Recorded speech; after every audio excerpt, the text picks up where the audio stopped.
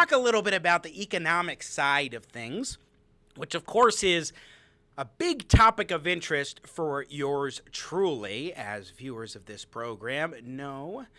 One thing that we're seeing across the country with the economic malaise that we're facing are the struggles, the trials and tribulations of small businesses that have been finding the situation precarious for them, losing their small businesses or on the verge of losing. But now we're finally starting to reopen the economy. What are things that small business owners should keep in mind as they get back to work? Let's talk about it with a man who built up a pizza company that became one of the most recognizable pizza franchise brands in the country, really in the world.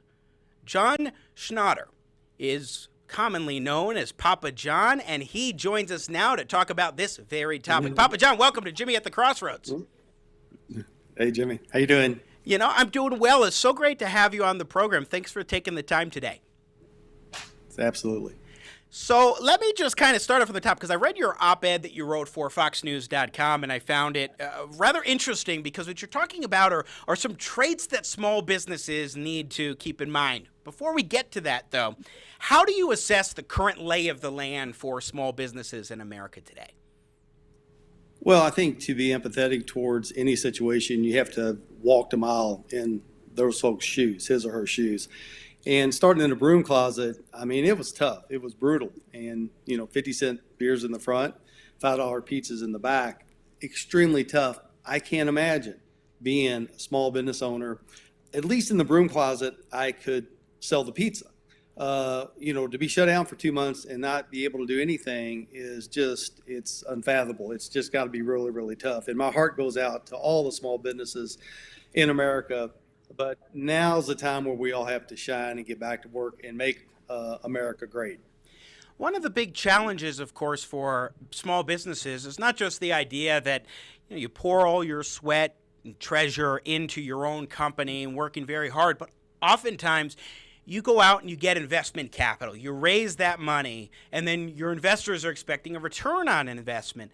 And so for those businesses that are struggling right now, they have a lot of different things that they must be juggling in their minds at this point as they figure, how am I going to get back into business, getting things going, growing again, and being able to build up what I've worked so hard to create, but also make sure that those who took a chance on me, a risk, get their return too.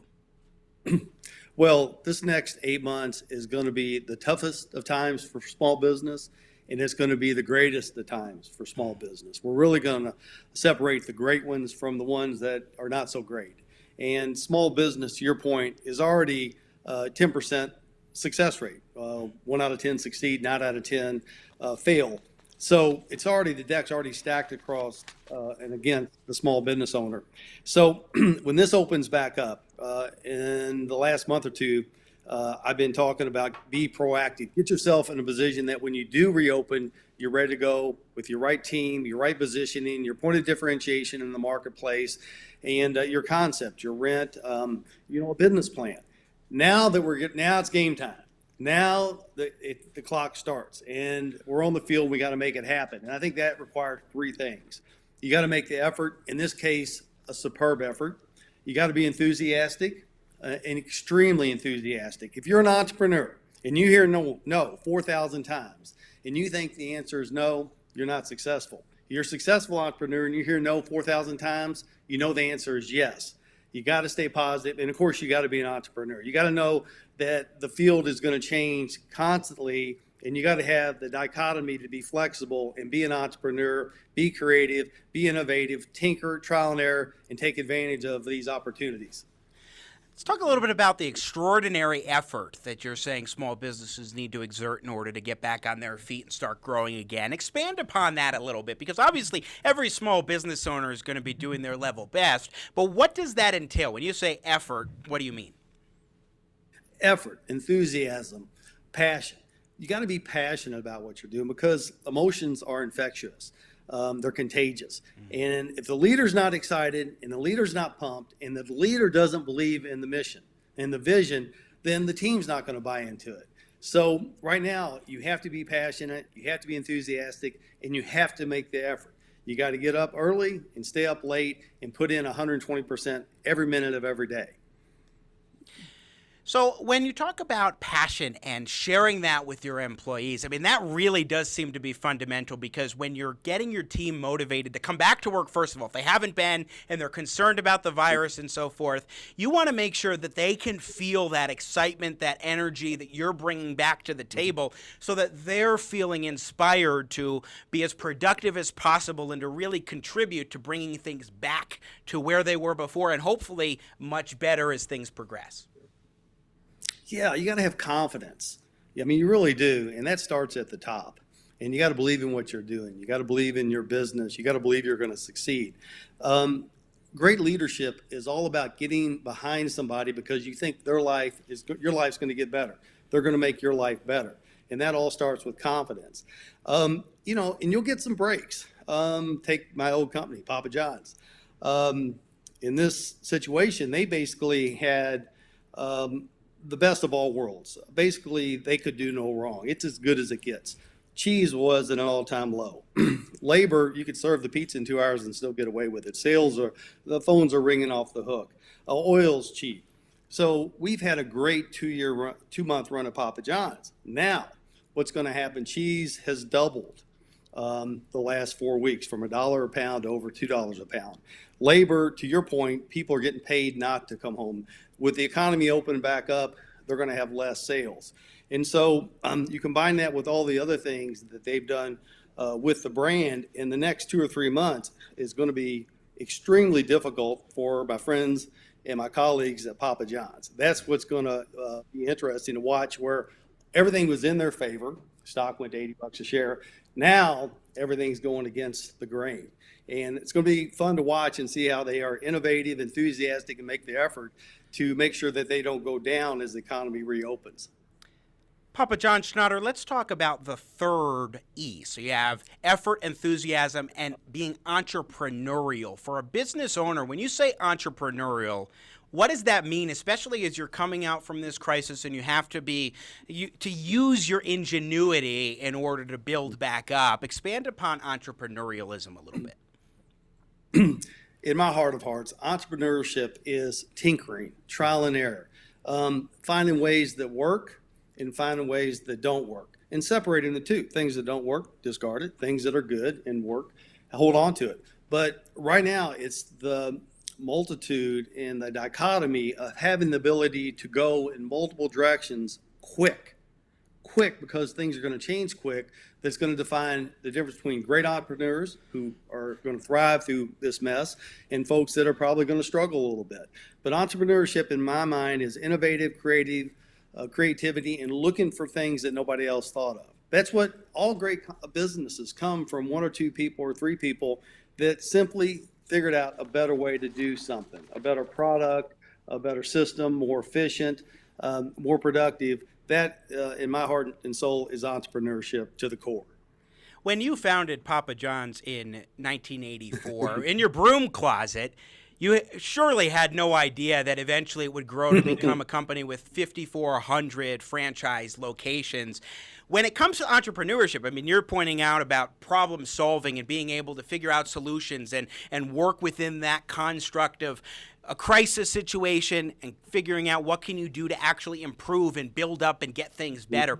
What are the keys to entrepreneurialism, to actually successfully solving problems and navigating that kind of situation, Papa John? There was no doubt that the funnest time in the whole 5,400 store ride was the broom closet. When you're in a broom closet and it's basically life or death and you're overdrawing the checking account, I remember one night, my brother and I, we were running it. He was driving and I was making the pizzas. And we did $240 one night, $240 in a broom closet. And we were jumping up and down. We thought, if you can do $240 in a broom closet on a Tuesday night, we're going to be rich sooner or later. But figuring out that broom closet, 50-cent beers in the front, $5 pizzas in the back, 50-cent game of pool. Now that was fun, and that was the funnest days of the entire ride, was the broom closet, mixed lounge, and making it happen from nothing. Yeah, and so that's the thing about entrepreneurs is if you go into create a business because you see a need.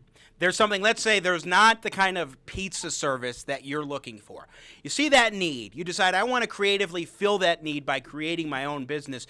That's solving a problem then and there. And the best entrepreneurs really seem to be able to see the problems sometimes before they even come about, and then figure out, okay, here's what needs to be done in order to address this situation, maybe in advance or maybe just shortly after it happens. And I think that that's something that is a real testament to entrepreneurs such as yourself, who are able to take something, to build something from nothing, and then also be able to navigate the uncharted waters of building a business and growing it through a crisis like this and otherwise, day to day. Well, exactly. There are some entrepreneurs that get it right from the start. Fred Smith at FedEx, he knew he wanted to deliver packages overnight, and he stuck to that game plan, and look what happened. Some entrepreneurs start out one way and exercise what I call optionality. Optionality is where you're looking for something over here and you find the answer over here. Sure. And you have the ability, the flexibility, and the versatility to move from over here to there. That's why government never comes up with any cures for diseases, and entrepreneurs do. I mean, an entrepreneur could be looking for a Alzheimer's pill and stumble upon something that's for blood pressure. Government can't do that because it's centralized and it doesn't have what I call optionality. Entrepreneurs have optionality. I think it's such an important distinction, the idea, Papa John Schnatter, that optionality is not something that government has, which is why I want to ask you a question about what politicians should keep in mind about helping small businesses to grow back into prosperity as opposed to getting in the way. What do you think elected officials don't know or understand about the small business environment and business in general that they should understand as we have to recover from this crisis? Well, let's just use Exhibit A, this crisis. Everybody is taking a cut. Everybody's taking it on the chin. But, I mean, I haven't heard any government employees taking cuts or anybody at universities outside maybe the athletic departments taking cuts. So when this concept is we're all in this together, it's usually applicable unless you're working for the government. So government just needs to get out of the way and let entrepreneurs be entrepreneurs. I do agree with the stimulus. I think we had to do something, but the amount of waste and theft on this, pick your number, 2 trillion, 3 trillion, 4 trillion, is going to be huge. But the sooner we can get entrepreneurs and small businesses back on their feet and get government out of the way, the sooner we'll get to be prosperous again. When you talk about getting government out of the way, one of the great things that I've seen from President Trump and his administration and governors around the country has been this move to deregulate. In some cases, they say, let's do this temporarily because of the crisis, and then we'll bring back those regulations. I'm of the mindset regulations, more often than not, tend to get in the way of businesses and entrepreneurs being able to succeed and help bring their employees to prosperity and bring our economy to greater prosperity and really help gin up the environment in our country, make sure that we're so as powerful and prosperous and successful as we've been. And so I would encourage as well that those politicians who have temporarily waived regulation also look at permanently waiving those kinds of regulations to, as you say, get government out of the way of business. Well, exactly. If you take 85, 90% of the Fortune 500 companies that existed 30 years ago, they no longer exist because corporate America has all these rules and all these processes, and you got what I call these corporate geniuses. And you have it in academia, you have it in government, where you basically got a bunch of domesticated dogs that are trying to run with a pack of wolves in the wild, and they're getting eaten alive. And entrepreneurship is about being, Trump, he's an entrepreneur. I mean, he's got scars, he's got battle wounds, he's got battle scars. I mean, he's been bankrupt 4 or 5 times. So when you've been an entrepreneur and you've been out in the real world, and that's the problem with government and academia, in corporate America, I'll take, Papa John's, for example. There's nobody on that board that knows how to make a pizza. There's nobody on that board that could run a Papa John's pizzeria. Now, how are they going to compete against a mom and pop, an entrepreneur who's used to the real world and used to competing with reality? And so less government, the better. Yeah, I think that's such an important point as well. Just a few minutes left with you, Papa John Schnatter, our guest here on Jimmy at the Crossroads. When you look at government, the politicians, some have a business background. President Trump is one example. We've got some members of Congress who have business backgrounds, whether small business or large business, but most are not. Federal Reserve Board, for example, is made up of people almost entirely not from the private sector, and yet they seem to presume to know how a business should or should not conduct itself. And I think that is presumptuous and that is audacious on their part. And I always like when we have a conversation like the one we're having right now, where we're talking about how government doesn't know better than the small business owner who's trying to figure out how they're going to build up from this crisis. I mean, even coming back with the security precautions and the safety precautions and all the things with regards to coronavirus, I much more trust a small business owner to innovatively and entrepreneurially address that problem than any government bureaucrat that says, hey, this is how you should do it. Well, to your point, if an entrepreneur has skin in the game, exactly. I mean, they have their whole livelihood, plus usually their name, in my case, their name on the door, their recipes, their gadgets, whatever they're doing, they have skin in the game. You take the board of directors, will pick on Papa John's or any other board, they probably own less than 0.5% of the company. They have no skin in the game. Federal Reserve, they have no skin in the game. So these folks can go along and make these politically correct decisions and pretend like they know what they're talking about. And like the banking system, they just keep blowing it up. And what happens is the people that do have skin in the game, the middle class and the working class that make this country great, they end up paying for all this nonsense because these bureaucrats, these politicians, these government officials, they have no skin in the game. And so they have no skin in the game. They can make dumb decisions and no consequences. Where an entrepreneur, I mean, if he's not successful or she's not successful, they lose everything. Skin in the game is the big difference. And final question for you before we let you go. I know that you've also been doing some, as many folks like yourself have been doing, some philanthropic efforts in order to help small businesses get back on their feet. I want to give you a moment to tell us what you're doing. Well, we're doing a lot of things with churches. We're feeding the frontline folks, frontline defenders. We're doing some things with the LA Food Bank. Feed those folks. We're doing $1 million for entrepreneurs and employees. And Jimmy, it's not enough. It's a start. But the key component here is as much the effort. We talked about effort and the spirit that we all need to get behind these people. We need to get behind small business. And we need to get behind our frontline folks and the people that are doing the heavy lifting. And that's just a small piece. This will probably evolve into a bigger piece because I love business. I love small business. I love entrepreneurs. And when I do something, I want to make sure it makes an impact. I don't want to give money that's wasted money, and I don't want to give money that's not going to be useful. I want to give money where it actually has a benefit and people can get back on their feet and charge ahead and, again, be part of this American dream. That's what my hopes and prayers are. The money and the effort is significant, but not as much as the spirit we all need to get this country back on its feet. And I will say that when it comes to the entrepreneur in the business world or individuals who said, I'm going to give back to my community, and whether through a foundation like yours or individual contributions, help people to get through these difficult times by getting access to support that they need. I much more trust that than any sort of government program, going to our points here today. John Schnatter, a.k.a. Papa John, so great to have you on this show. Great insights, and thanks so much for taking the time today. Thank you. Thank you so much, and stay well and be healthy. You too. Once again, Papa John Schnatter joining us here on Jimmy at the Crossroads. Very interesting points. I mean, look, we talked a little bit about government, getting government out of the way, but even more, it's on the entrepreneur. The entrepreneur to innovate, and it's getting government out of the way so then they can use their effort, their enthusiasm, and their entrepreneurial spirit to address their own challenges. You just watched a clip from Jimmy at the Crossroads. Don't miss more engaging, intelligent talk. Subscribe to the Jimmy at the Crossroads YouTube channel today. You want to catch our live show. And I love your support. I got Jimmy at the Crossroads. sense out of no sense.